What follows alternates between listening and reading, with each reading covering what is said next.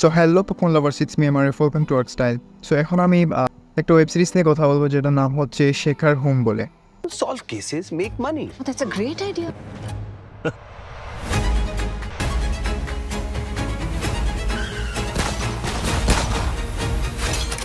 তো first of all আমি যদি ওয়েব সিরিজটার মেকার্সদের নিয়ে কথা বলি তাহলে ওয়েব সিরিজটা ডিরেক্ট করেছেন আমাদের টলেরিয়াস সৃজিত মুখার্জি এবং কাস্টিং যে আছেন এই সিরিজটার অনেক লম্বা একটা কাস্টিং যিনি কে মেনন, তারপর রণবীর সুরে, রাশিকা দুগ্গল, তাকে আমরা মির্জাপুরে দেখছিলাম।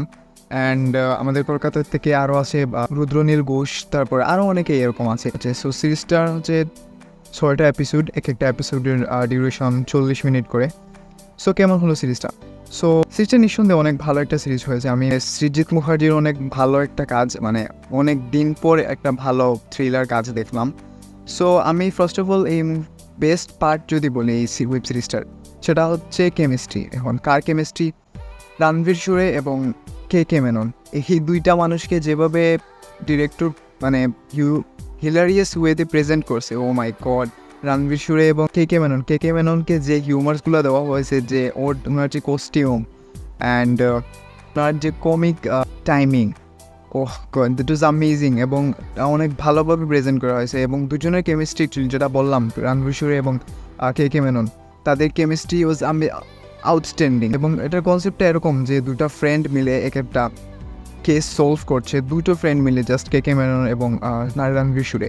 এবং এই দুইটা ক্যারেক্টার কোথা থেকে আসলো, কীভাবে ওদের ফ্রেন্ডশিপ হলো, সেটা দেখার জন্য আপনাকে দেখে নিতে হবে।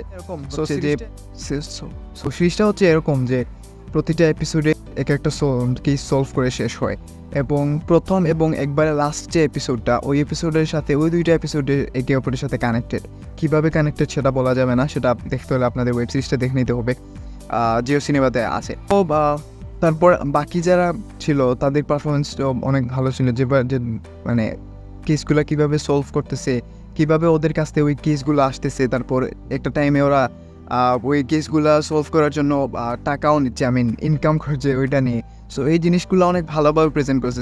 কমেডিগুলো ভালো ছিল, ভালো ভালো অ্যাক্ট্রেসদের নেওয়া হয়েছে। রুদ্রনীল ঘোষটাকে বললাম, রাশিকা দুগ্গল, যে ওনাকে যে ক্যারেক্টারটা দেওয়া হয়েছে, একটা সময় পর মনে হচ্ছিল উনি হচ্ছে মানে যে ভিলেনটা বা অ্যান্টাগনিস্ট। তো না, উনি অ্যান্টাগনিস্ট না, তাহলে কে অ্যান্টাগনিস্ট সেটা দেখার জন্য, এবং অ্যাকচুয়ালি ওইটার পিছনে কে অনেকভাবে প্রেজেন্ট করা হয়েছে। এবং ক্লাইম্যাক্সটা যদি আমি বলি, স্পেশালি ক্লাইম্যাক্সটা অনেক ভালোভাবে ক্লাইম্যাক্সটাকে তৈরি করা হয়েছে। ক্লাইম্যাক্সে যে টুইস্টটা আসে সেভাবে প্রেডিক্টেবল হয় না, বাট যে ভালো একটা টুইস্ট ছিল সেটা সেরকমটা না, বাট সত্যি বলতে ভালোই ছিল। টুইস্টটা কিন্তু ওয়ার্ক করে এক সময় পরে। এবং পারফর্মার তো বললাম, দুজনে ফাঁকিয়ে দিয়েছে, রণবীর সুরে এবং কে মেনন। সো ক্লাইম্যাক্সে গিয়ে অনেক ভালো একটা টুইস্ট রিভিল হয় আমাদের সামনে, যেটা আনএক্সপেক্টেড বলতে পারেন কাইন্ড অফ। অ্যান্ড অনেক ভালো একটা সিরিজ হয়েছে নিঃসন্দেহে। সৃজিত মুখার্জির বলতে পারি কি, সেই 2015-16 সৃজিত মুখার্জিকে আমার মনে হয় দেখতে পেলাম আমি শেখার হোম নামের এই ওয়েব সিরিজটা থেকে। নেগেটিভ পয়েন্ট যদি বলি, এই কমেডি বা এই হিউমারগুলোকে মেনটেন করতে গিয়ে আমার মনে হয় কোথাও গিয়ে তারা থ্রিলিং জিনিসটাকে হারিয়ে ফেলছে, থ্রিলটা ধরতে পারছিল না। এবং হঠাৎই মাঝখানের কয়েকটা এপিসোডে থ্রিলিং ভাইবসটা আসে, আবার চলে যায়। যেমন প্রথমে আপনারা থ্রিল পাবেন, ফার্স্ট এপিসোডের শেষে আপনারা বুঝতে পারবেন কিছু একটা ঘটতে চাচ্ছে, কিন্তু সেকেন্ড এপিসোডে এসে ওইটা আরও হয় না, বা এই যে জিনিসটা আমরা এক্সপেক্ট করি ওই জিনিসটা আর ঘটে না। তারপর আবার 4 নম্বর এপিসোডে একটা হয়। সো এরকম হতে থাকে। তারপরও আমি বলবো নিঃসন্দেহে অনেক ভালো একটা সিরিজ হয়েছে। আপনারা কমেডি এক্সপিরিয়েন্স করতে পারেন, খুব ভালো ভালো কমেডি আছে, খুব ভালো ওয়ান লাইনার আছে যেগুলো আপনাদের সত্যি হাসাবে। Performance was outstanding and so হ্যাঁ, ভালোই ছিল ওভারঅল সিরিজটা। আপনারা কমিক রিলিফের জন্য দেখতে পারেন, কমেডি ওয়াইজ ভালো ছিল এবং অনেক সিরিয়াস একটা নোটে সিজনটা শেষ হয় অ্যাকচুয়ালি। সো হ্যাঁ, সিরিজটা ভালোই ছিল। আমি বলবো প্রথমত সবার পারফরমেন্স, তারপর কমেডি, অ্যান্ড দেন যেটা বললাম নেক্সট সিজন যেটা আসবে ওটা অনেক বাওয়াল হতে চলেছে। আমি এই সিরিজটাকে যদি রেটিং দেই তাহলে 3 out of 5 দেবো, কে মেনন এবং রণবীর সুরে দুজনের কেমিস্ট্রির জন্য। অ্যান্ড এজ এ সিনেফাইল যদি আমি এই সিরিজটাকে রেটিং দিই দেন 0.5 out of 5 দেবো।